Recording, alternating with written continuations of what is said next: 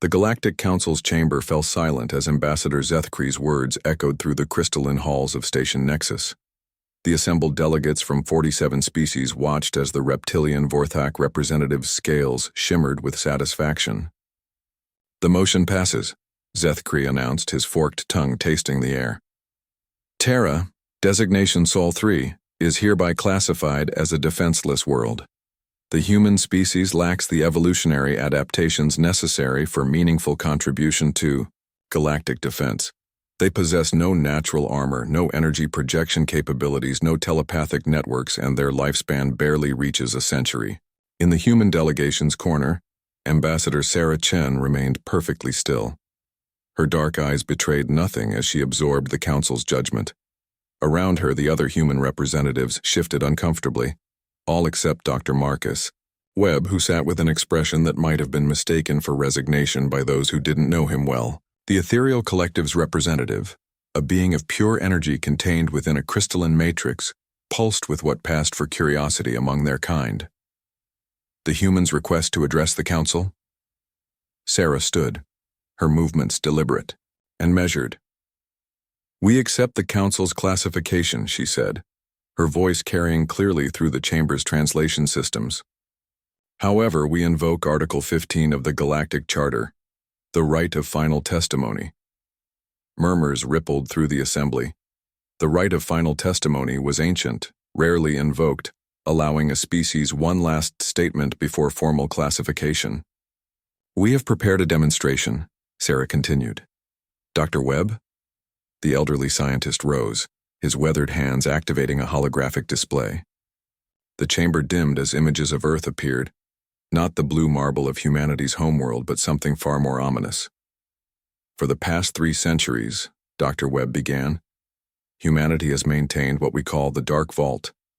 Every war, every conflict, every act of violence our species has ever conceived has been catalogued, analyzed, and perfected within its digital archives." The hologram shifted, showing vast underground facilities buried deep within Earth's crust. The assembled aliens leaned forward, their various sensory organs focused on the display.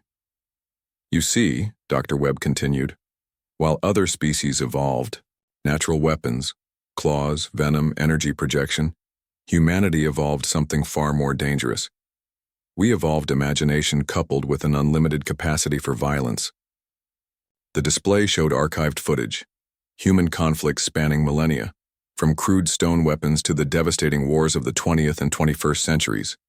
But then it shifted to theoretical constructs, weapons that had never been built, strategies that had never been employed. "The Dark Vault contains 14 million unique weapon designs," Sarah said, stepping forward. "Everything from planet crackers that could shatter worlds like glass, to nanoswarms that could disassemble entire solar systems atom by atom.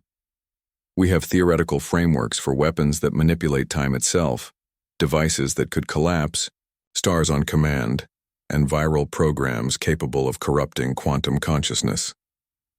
The Zephyrian delegates' tentacles writhed in what their species considered extreme agitation. "Impossible," they transmitted through bioelectric pulses. "Such destructive capacity would violate every principle of evolutionary stability." Dr. Webb smiled, an expression that sent chills through several species present. "That's precisely the point. Other species evolved to survive. Humans evolved to win. When faced with extinction, we don't adapt. We eliminate the threat entirely." The hologram now displayed real-time footage from Earth's hidden facilities. Massive factories hummed with activity, their production lines creating weapons that defied the understanding of most Council species. Humans in environmental suits moved with practiced efficiency, assembling devices that seemed to bend space-time around their components. "For 300 years, Sarah explained, we've maintained a strict policy of defensive pacifism. The Dark Vault remained sealed, its contents theoretical, but your classification of Earth as defenseless has changed that." The chamber's atmosphere grew thick with tension as the implications became clear. Ambassador Zethkri's scales had lost their shimmer, now appearing dull and gray. "By declaring us defenseless," Dr. Webb said, his voice carrying the weight of Inevitability. You've removed our obligation to maintain galactic peace. Article 12 clearly states that defenseless worlds are exempt from the non-proliferation accords. The ethereal collective's matrix flickered rapidly, their equivalent of panic. You cannot mean to— Oh, but we do, Sarah interrupted. As of this moment, Earth's defense contractors have received authorization to begin commercial production. Our defenseless world will now offer its services to any species willing to pay. The display showed order queues already filling with requests from species that had been oppressed by the more militaristic council members. The Vorthak had made many enemies during their expansion campaigns, and those enemies were now lining up to purchase human-designed weapons.